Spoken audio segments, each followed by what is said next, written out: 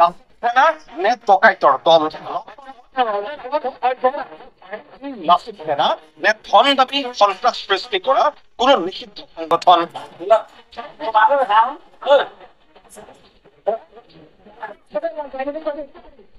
লাচিত সেনা মানে সেই সিদিনা উজনিৰ পৰা মিয়া খেদা বিহাৰী খেদা আন্দোলন কৰা সংগঠনটো। চকুত গোৰা চশমা, 5টা আঙুলি 10টামান আঙুলি পিন্ধি জাতি ৰক্ষাৰ বাবে ওলাই আহি ৰাজপথ গৰম কৰা এয়া লাচিত সেনাৰ দল।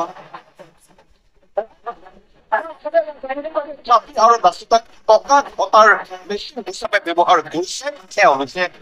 প্ৰথমে যোৰহাটৰ এটা দৃশ্য চাই লওক। যোৰহাট চহৰত থকা এইখন চিটি কাৰ্ড আৰু তেওঁ চিটি কাৰ্ডৰ ষ্ট'ৰ মেনেজাৰ। ষ্ট'ৰ মেনেজাৰৰ বিৰুদ্ধে অভিযোগ অসমীয়া যুৱতীক অশালীন ব্যৱহাৰ।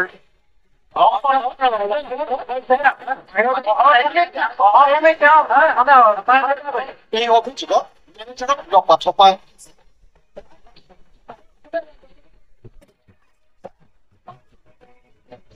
ছোৱালীক বেয়া ব্যৱহাৰ কৰিছে, লপাথপা দিছে, তাত কবলগীয়া হয়তো একো নাথাকিব, কিন্তু ইয়াৰ পিছৰ ঘটনাক্ৰম শুনিলে চকু কপালত উঠিব।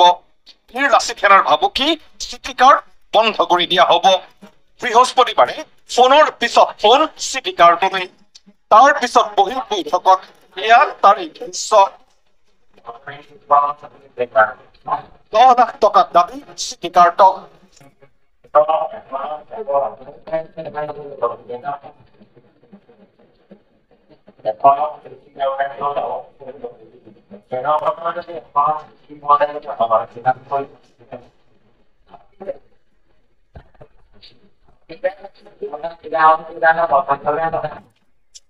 কি কাৰণত চিটি কাৰ্ডক 11 লাখ টকা দাবী কৰিলে লাচিত সেনাই?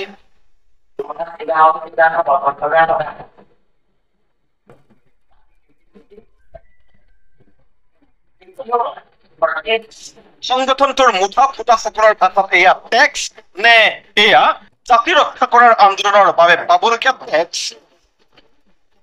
এতিয়া আহক ডিব্ৰুগড়ৰ এই চিঠিখনলৈ। লিখিছে অৰ্পণা ভূঞা সন্দিকৈ।